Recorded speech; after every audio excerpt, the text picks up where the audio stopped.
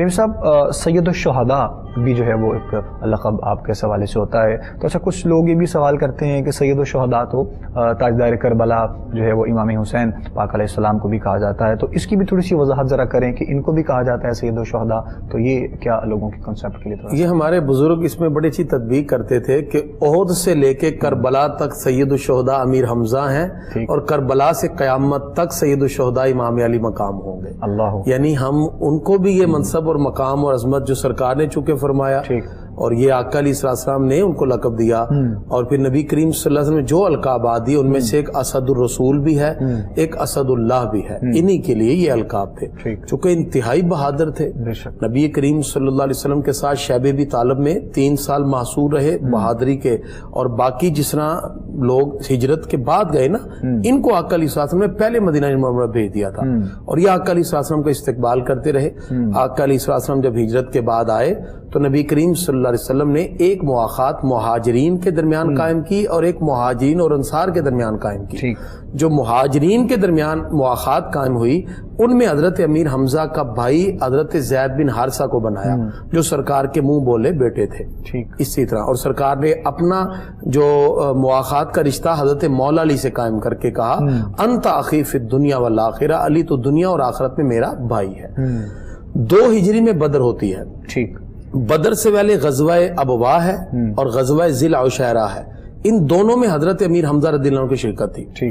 آپ کا حلیہ، آپ اونچے قد کے تھے، چوڑا سینہ، چوڑی پیشانی، خوبصورت آپ کی وجاہت تھی، اور آپ چونکہ شکار کے شوقین تھے۔ بدر میں آپ جب اترے تو اس وقت لباس پہنا ہوا تھا خود اور شتر مرقع پر لگایا ہوا تھا۔ جب آپ وہاں تلوار پکڑتے ہیں، سب سے پہلے عتبہ، شیبہ اور ولید نکلے۔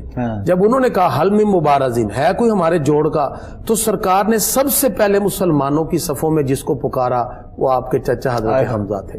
سرکار نے فرمایا حمزہ آئے، پھر حضرت مولا علی آئے، اسی طرح حضرت عبیدہ بن حارث آئے۔ تو حضرت امیر حمزہ رضی اللہ تعالیٰ کی تلوار، اور آپ نے جہاں رخ کرتے صفوں کو اکھیڑ کے آپ رکھ دیتے۔ امیہ بن خلف کا یہ جملہ تھا کہ یہ شتر مرغ کے پر والا کون ہے؟ کہا یہ سرکار کے چچا امیر حمزہ ہے۔ فرمایا اگر آج یہ نہ ہوتے تو بدر میں ہم کامیاب ہوتے۔ اور آپ نے یعنی گردنیں اتار دی، اور چونکہ اونچے لمبے تھے اور بہادری آپ کی بے مثل تھی، اس لیے سرکار دو عالم علیہ السلام آپ کو سید الشہداء کا لقب عطا فرماتے ہیں۔ آقا کریم کی مطلب جنگی حکمت عملی سے بھی اندازہ ہوتا ہے کہ سب سے پہلے آپ نے انہی کو پکارا اور انہی کو بلایا، اور حضرت امیر حمزہ رضی اللہ عنہ بدر کے فاتح قرار پائے۔ اب چونکہ ہندا کے والد کو، چچا کو، بھائی کو، تینوں کو جہنم حاصل کر دیا حضرت امیر حمزہ رضی اللہ عنہ، تو ہندا نے جاتے ہی سب سے پہلے واشی بن حرب کو خریدا۔ یہ ایک ایسا غلام تھا جس کو چھوٹا نیزہ مارنے کا بڑا جو تجربہ تھا، دور سے مارتا۔ اچھا وہ ریپیٹ کیجئے گا، ہندا کے چچا، ہندا کا والد، چچا اور بھائی، ٹھیک ہے، ہندا جو ابو سفیان کی بیوی تھی، بعد میں اسلام قبول کیا، تینوں مر گئے بدر میں۔ تو اس نے انتقام لینے کے لیے وحشی بن حرب کو خریدا، اور یہ بڑا تاک کے نیزہ مارتا اور ایسا جا کے لگتا کہ بالکل فٹ پرفیکٹ۔ تو اس نے کہا کہ اگر تو حمزہ کو مار دے تو میں تمہیں 10,000 دینار تمہیں آزاد بھی کروں گی اور مال دولت کے ڈھیر لگا دوں۔ تو یہ غلام تھے، ان کے لیے تو 1 دینار بڑی بات ہے، اور آزادی مل جائے تو بڑی بات ہے۔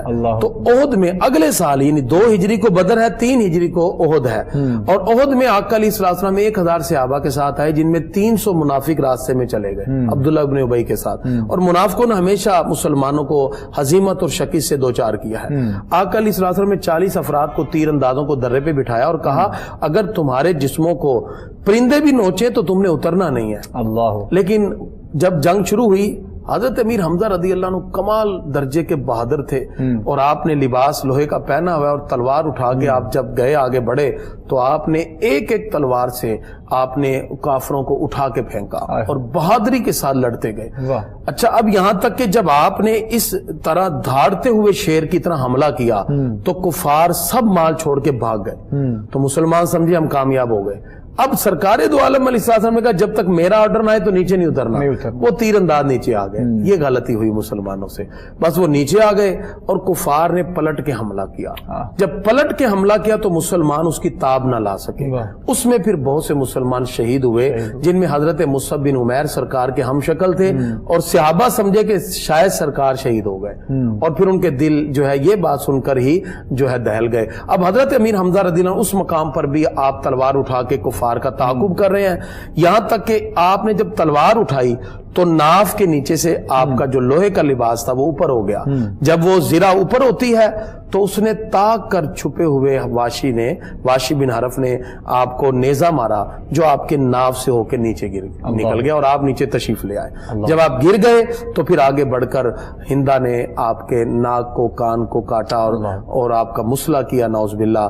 اس مقام پر پھر چونکہ مسلمان شہید ہوئے, آقا علیہ الصلوۃ والسلام نے کہا میرے چچا کو ڈھونڈو.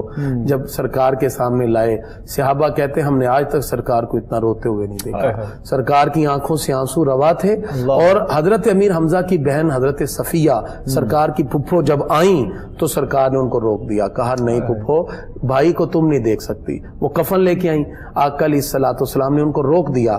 پھر حضرت زبیر بن عوام, یہ حضرت عوام کے بیٹے صفیہ کے بیٹے ہیں, ان کو سرکار نے کہا تھا فدا کا ابی و امی.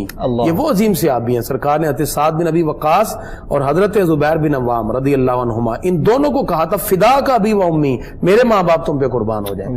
یہ کفن لے کے آئے تو کفن اتنا چھوٹا تھا کہ حضرت امیر حمزہ رضی اللہ عنہ کا سر ڈھانپا جاتا تو پاؤں ننگے ہو جاتے, پاؤں ڈھانپے جاتے تو سر ننگا ہو جاتا. تو ان کے پاؤں میں پھر ازغر گھاس ڈالی گئی, اور آقا علیہ الصلوۃ والسلام کے سامنے جب جنازہ لایا گیا, سرکار کی آنکھوں سے آنسو نہیں رک رہے تھے. جنازہ سامنے آیا, نبی کریم صلی اللہ علیہ وسلم نے جنازہ پڑھایا. جنازہ اٹھانے لگے تو سرکار نے فرمایا نہیں, میرے چچا کا جنازہ یہیں رہے گا, دوسرا جنازہ لایا جائے, تیسرا جنازہ لایا جائے. آقا علیہ الصلوۃ والسلام کا دل پھر بھی مطمئن نہ ہوا. سرکار نے 1 نہیں 2 نہیں 10 نہیں 70 مرتبہ اپنے چچا کے جنازے پر بخشش کی دعا فرمائی, 70 مرتبہ دعا فرمائی. اور اس کے بعد آقا علیہ الصلوۃ والسلام کے اپنے ہاتھوں سے ان کی تدفین فرماتے ہیں. محبت کی انتہا تھی. آقا علیہ الصلوۃ والسلام کے دل میں جو ان کا پیار, ان کی محبت کے جو تلاطم, جو جوش میں تھے, نبی کریم صلی اللہ علیہ وسلم اپنے ہاتھوں سے ان کی تدفین فرماتے ہیں. تدفین کے بعد آقا علیہ السلام تشریف لائے. انوار ساتیہ میں عبد السمیع رامپوری نے اس روایت کو نقل کیا. آقا علیہ الصلوۃ والسلام نے تیسرے دن ان کے لیے سال ثواب کا اہتمام کیا, پھر 7ویں دن لوگوں کو جمع کیا اور اہتمام کیا, پھر 40ویں دن جمع کیا اور اہتمام کیا. آج بھی اہل مدینہ سے پوچھیں کہ سرکار کا کوئی عمل بتا دیں تو وہ کہیں گے باہر بدھ کو سرکار پیدل چل کے اپنے چچا کی قبر پہ دعا کے لیے آتے تھے.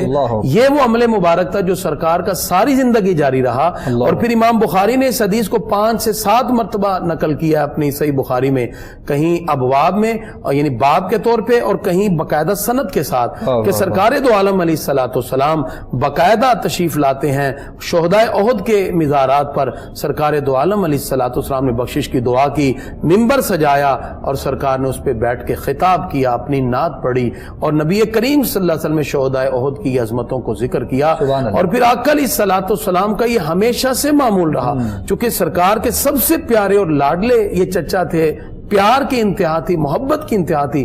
سرکار پیدل چل کے 3 میل دور شمال کی طرف مسجد نبی سے آتے اور ان کی قبر شریف پہ آ کے سرکار دعا فرماتے. یہ سرکار کے وہ چچا ہیں جن کے وصال پر آقا علیہ الصلوۃ والسلام آپ دیدہ بھی ہوئے, اور سرکار نے خصوصی محبتوں کا اظہار کرتے ہوئے 70 مرتبہ ان کے لیے بخشش کا دعا کا اہتمام فرمایا.